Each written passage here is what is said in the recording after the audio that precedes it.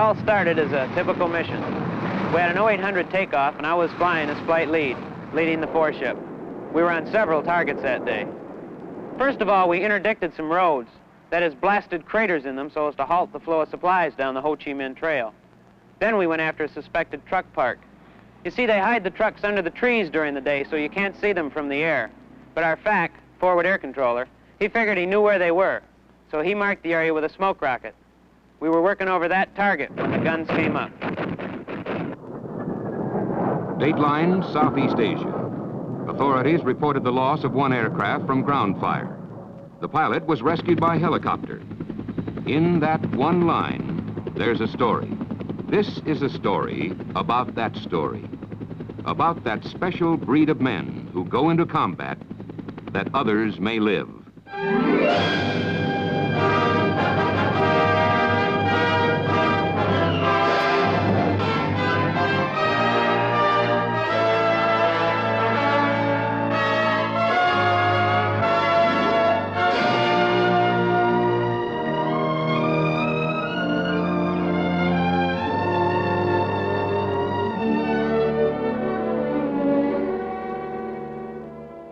Morning. It'll be 0445 in 10 seconds. Their day begins early. 5, 4, 3, 2, 1, hack. Lieutenant Moore, I'll give the weather. Well, gentlemen, good morning. The weather this morning in Area A is 4,000 scattered. There's a lot they have to know about their job. Area B, strike missions, broken, weather, 7,000 feet intelligence. in the area. They wear King Arthurs, carry crewmen known as PJs. They fly Super Jollies or Buffs. They're watched over by Sandies and Spads, nursed by a ship called King. They'll follow a voice into the valleys of hell to pick him up alive. They call them the Jolly Green Giants.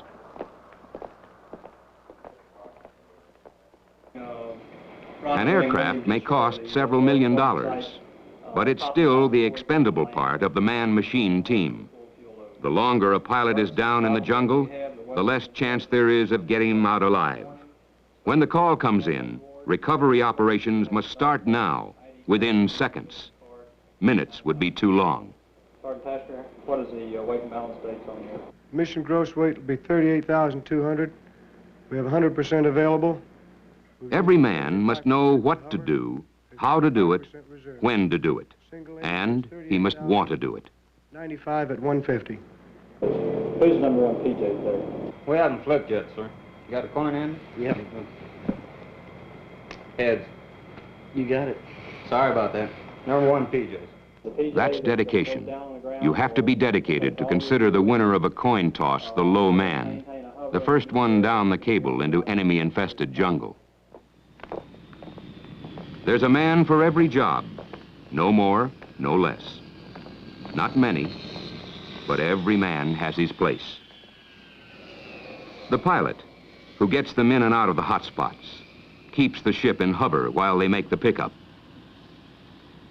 The co-pilot, who maintains constant radio contact to get the word when to move in and out, where to hold and when. The flight engineer, who operates the hoist to let the penetrator down, brings up the survivors, mans a gun, commands the aircraft during the pickup. The PJs, para-rescue men, both manning guns, both ready to risk their lives on the ground to pick up a disabled pilot, both trained in surgery to make emergency repairs until they can get the survivor back to a hospital.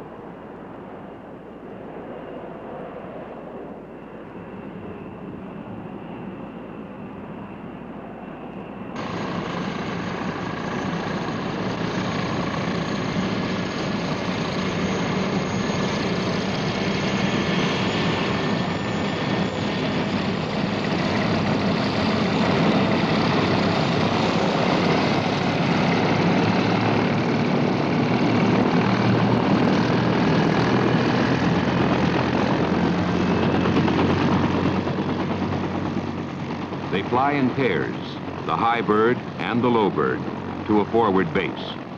They have to be in reach of trouble, when trouble comes. But the Jolly Greens aren't alone in this mission. There's a team behind them, above them, around them. There's King, air control for all search and rescue, or SAR as they call it. They fly in the area where the strike missions are scheduled. They're a combination watchdog and mother hen. They look and listen for a pilot in trouble. They bring in help when it's needed. They locate the trouble spot, guide and coordinate the recovery team. That's what it's all about, getting a downed pilot out of the jungle before the enemy gets to him. At another base, the Sandys, the slow movers, wait for the call that will bring them into action, to fly protective cover for the Jolly Greens, to clear the pickup area of enemy ground fire. Behind this airborne team are the ground control centers, Jack and Queen, strategically located so one of them will always be in contact with the action. Back at the command post, the Prime Rescue Control and Reporting Center. Here, all the details of every SAR effort are received and recorded as they occur. Command decisions are made, orders sent out to put all available men and equipment to the best possible use. When a man goes down, everything comes to a stop until they get him out. We got shot at on every mission. They say it's the ones you don't see that get you, and it did me. There was a lot of firing, but it really didn't bother me. You get so wrapped up in what you're doing, plus you believe so much in what you're doing. Sure, you're busy. You're busy too, but still, you see that red stuff coming up at you, and it gets your attention real quick. You know what it can do to you, but it just doesn't bother you. It just makes you want to hit your target that much more.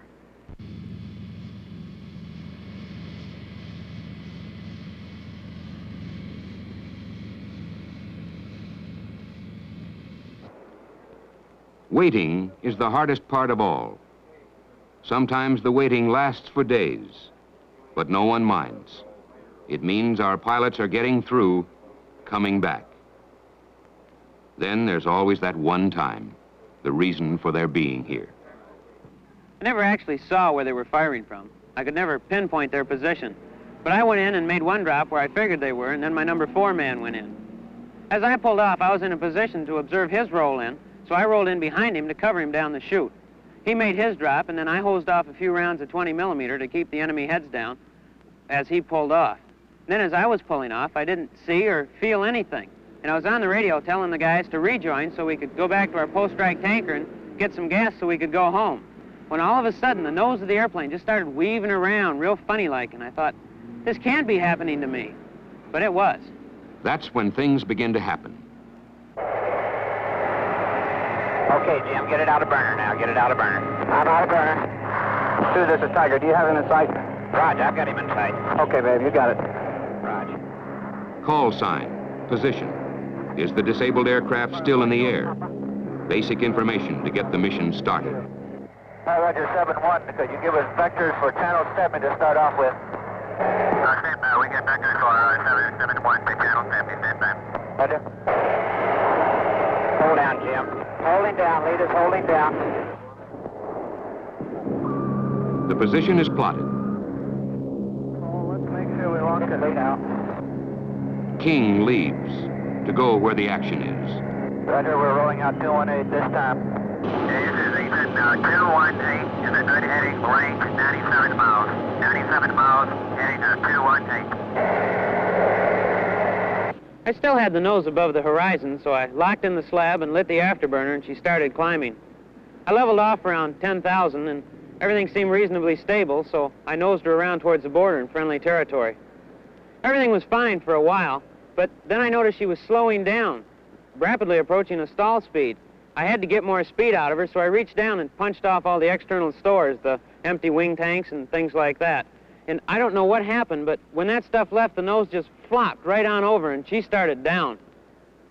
After she stabilized out, I reached down and shook the stick one more time in a last-ditch effort, but nothing happened, so I figured I must have been hitting the hydraulic system and lost all my fluid.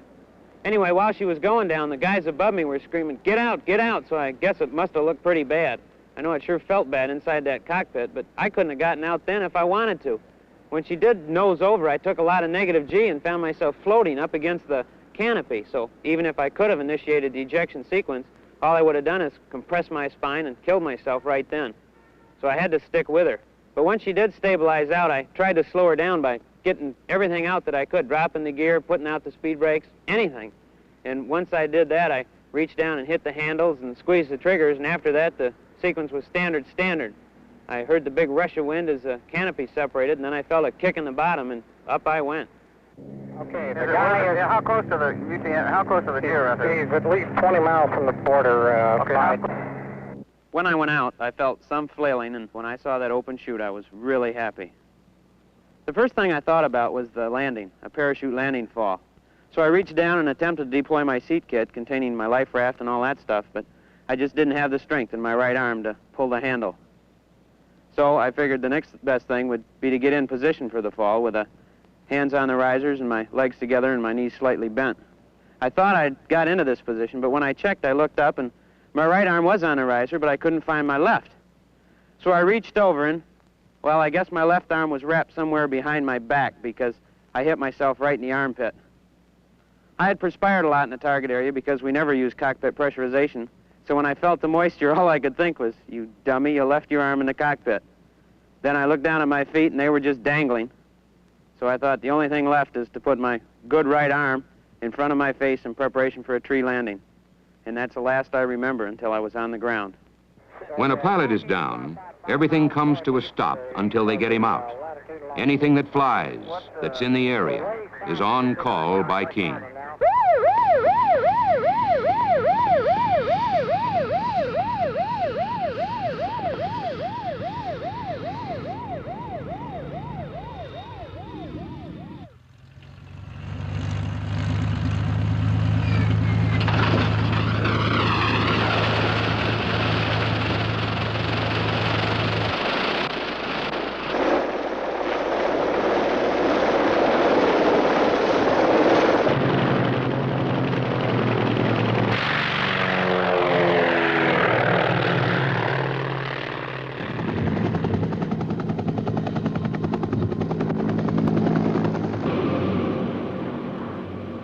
Sam and flak spots are plotted. Safe routes and holding areas are marked, relayed to the Sandies and Jolly Greens. Go ahead, this is King Base 2. All right, 2, could you give me the elevation of the area and the temperature down the valley, please, sir? I don't have the temperature, but the elevation is going to be around 2,500 feet or something like that. All right, I understand, 2,500. Thank you very much. Houston, Sandy 1 and 2, request vectors. Sandy 1 and 2, begin squawk mode 3, 1. I got flight up there. 430, Jolly Green 71. Has the man come up deeper a voice yet? Negative. I understand. When I came to on the ground, the first thing I heard was my wingmen flying overhead. I listened for other noises for a while and then got out my survival radio and started talking to my number 2 man.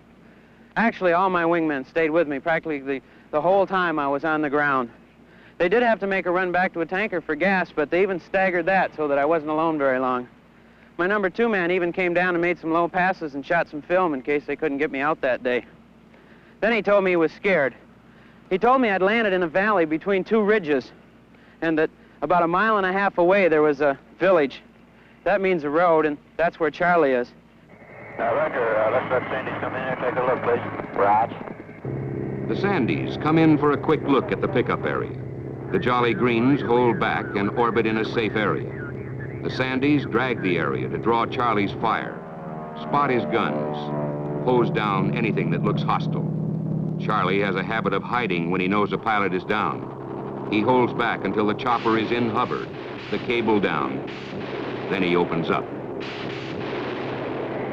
have me in sight, choppers. Roger, have you in sight. Okay, the parachute is directly off my left wing.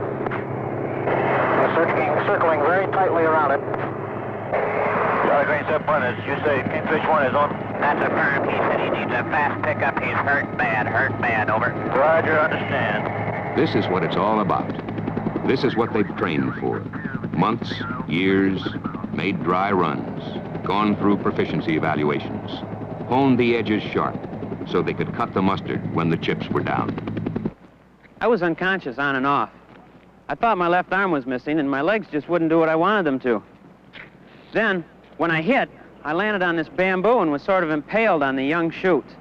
But it wasn't too bad because my head was elevated a little bit, and so were my feet. So I think this helped me keep conscious. So I just laid right there.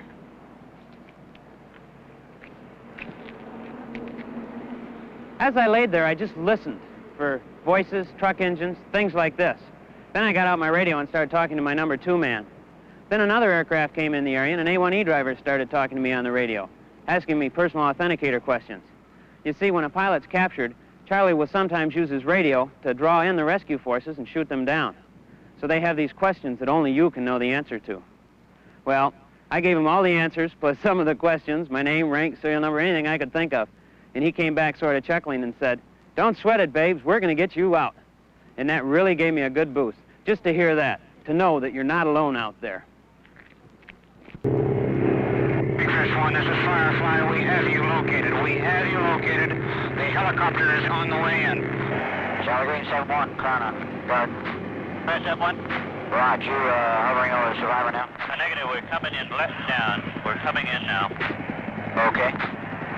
Let me know when the PJs are in. Kingfish 1, this is Firefly 4-2. We have your parachute in sight. We have you in sight. The helicopter is close by. Kingfish 1, what's your position to your chute? Kingfish is in his chute. He says he's got both legs broken, so he hasn't moved around any. Roger.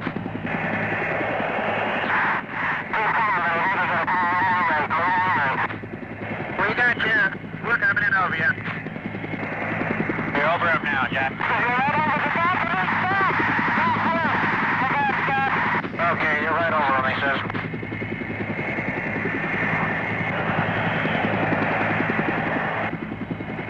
PJ's going out the door now, Jack. Roger. Hey, Firefly, Sandy 3's entering here at your 12 o'clock. Roger, babes. Turn your beacon off, turn your beacon off, turn your beacon off. PJ's on the ground, going to the survivor. Roger.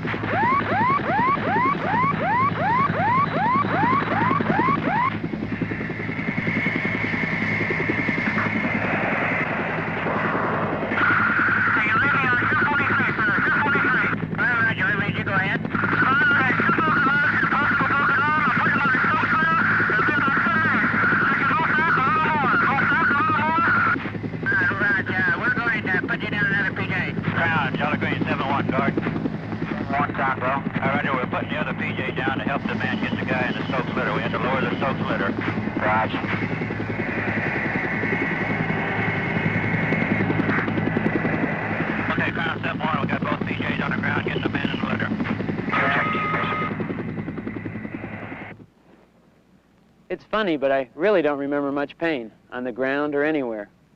The only bad thing was that when I went out, my visor shattered and I cut up my face. Then when I hit, I landed either on or near an anthill, and those little rascals got in every cut, plus in my nose and my mouth and my eyes and just everywhere. But that's the only real discomfort I had. Well, except when the chopper came, because I was still in my chute, and I was still impaled on that bamboo. Then the downwash of the chopper caught my chute and started to drag me.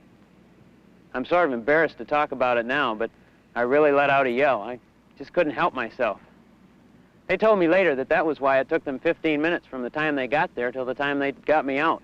They had to back off and lower one PJ, and then he had to hack his way into me and get me ready for a pickup. And then they had to come back in and lower another PJ with a litter. Then the two of them had to pick me up off the bamboo and put me in the litter, and then they had to make the pickup. But I must have passed out because I don't remember that at all. The one thing I do remember, though, is that big smiling face coming at me with that M16 rifle. I just knew it had to be one of ours. From there on, I just dropped my radio and said, "Get me out of here." 6.4. 36.4. Are you ready, PJ? Okay, can you come over and get us now? Can you come and get us now? I'll try to put a smoke in. Stop your smoke, PJ.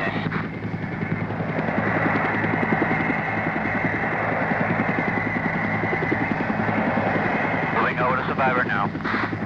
Tally. Roger. Okay. Phase 3 is a bingo. I'd like to stay for another round. Roger.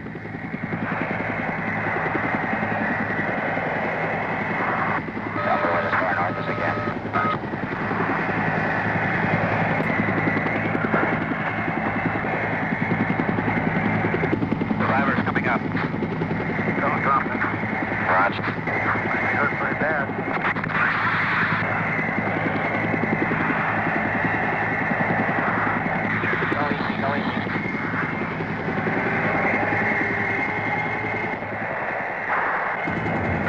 out now, breaking to the left, Sandy. Good shot.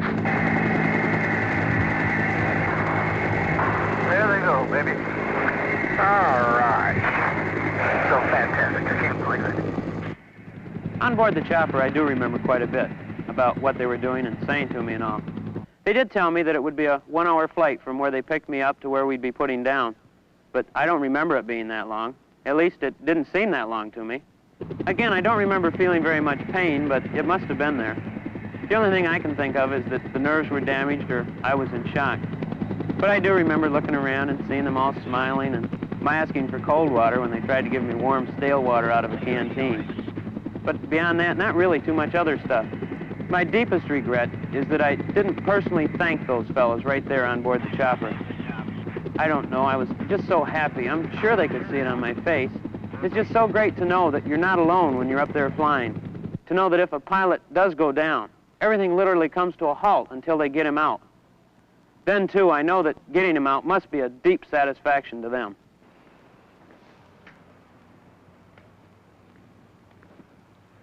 I'm out of the Air Force now, back in school. I'm fine, too.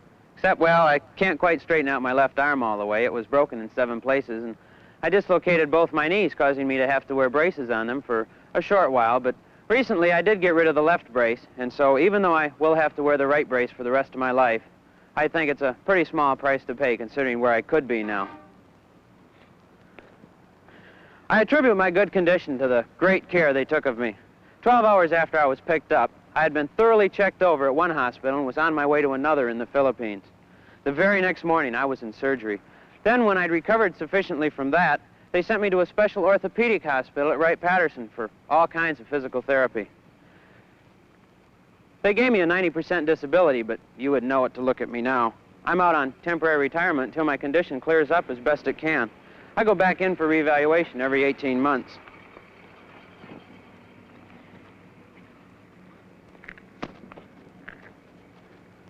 I had a little pipe dream about staying in the Air Force or even going with an airline, but that's out now. I had a lot of time to really think about what I wanted to do for a living, and I decided my best bet was to take advantage of the vet's benefits under the GI Bill and go back to school and get my master's in business administration. They don't get them all. Nobody can bat 1,000, but they've racked up a pretty good score. Some 1,000 air crew members are alive today because of rescue and recovery in Southeast Asia. It's a simple philosophy. When a man is downed, he isn't just a statistic. He's a fellow American with a family at home, with hopes and dreams, and a potential that can't be measured. He's a man in trouble. He needs help fast. One air rescue pilot summed it up for all air rescue men when he said, "There's nothing in the world like the feeling you get when you've saved someone's life, when you've had a part in bringing that help that others may live."